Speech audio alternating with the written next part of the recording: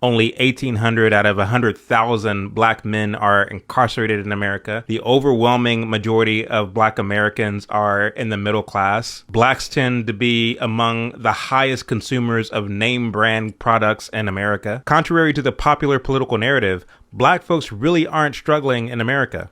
What then is the reason that so many blacks who are well-to-do conveniently identify with the so-called struggle when it comes time to vote? I've heard a number of folks say it's because of Stockholm Syndrome. That's actually a misdiagnosis. In order for it to be Stockholm Syndrome, one has to have experienced the struggle that they're clinging to. It's not Stockholm Syndrome, it's imposter syndrome. You see, every ethnic group in America has its unproductive element, which makes up the minority and not the majority of the group in question. When it comes to voting in America, blacks are the only group that exhibits the sentiments of its unproductive element in its support of the politician who claims to be the liberator. This to me is a form of identity theft, quite frankly. Although you are well-to-do, you are conveniently identifying with the unproductive elements to get what? Political power? You will never be respected as a group if your idea of obtaining power is pretending to be a victim to get it. Yo, so we back in here for another edition of F-ya-Motha, and I hate these nigga nerds. What I mean by that is these niggas that think that they act like they're too smart for their own fucking good. Now, I could debunk what he's saying right off the bat, because the average person, let alone fucking black person, makes roughly between $38,000 and $51,000 a year. That's not well-to-do. It's actually struggling. Another thing I can attack is the part that he says that the well-to-do people are identifying with the unproductive segment of people. Every great group of people in America has an unproductive segment, right? Just because they're struggling doesn't mean that they're unproductive. They're struggling to survive. That's not unproductive, sir. It's very productive because I'm contributing to the taxation of the workforce. So then right there refutes what you're fucking saying. Not only that, when you speak of unproductive, you mean the criminal element. They're not bitching when it's election season.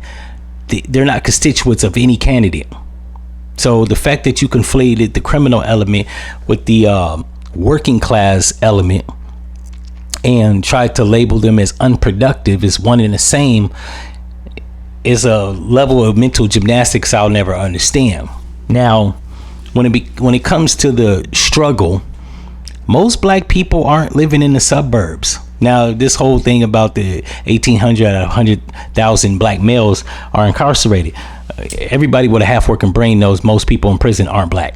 That's an impossibility considering that there are prisons in states that are like 91% white. So right there, and we're 13% of the population. Black men are only, 5.3% of the black population? The fuck are you talking about? That's nobody cares about that.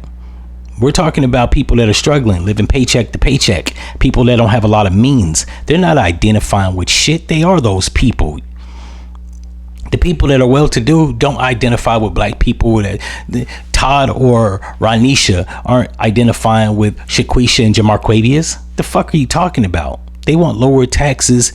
They want to have this inflation corralled. And yes, they're addressing the damn wealth gap disparity between black people and white people because it's proportionately larger. And it's because they're getting opportunities that black people seem to be obstructed from, whether in corporate America or just regular ass jobs. This is what happens when people pick up a microphone and he got glasses on, so he's probably a fucking nerd, right? And just like to conflate arguments, it's almost as bad as Anton Daniels talking about that he hope black people don't get reparations because it's going to affect his dollar. Please, sir, shut the fuck up when it comes to the average black person. If you make $100,000 or more, you ain't average, right? I'm not going to blow your horn for you, but really you're detached from reality. And this asshole right here doesn't look like he lives around black people.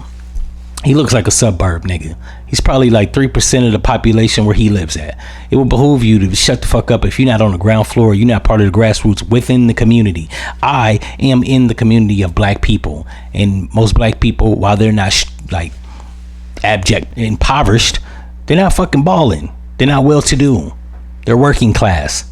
Even the ones that have houses, motherfucker. So this gets tedious addressing these dickheads. In any event, if you like this video, like, comment, and subscribe, or at least like the fucking video. I notice there's a lot of people that like comment, like the video also. Now I'm out.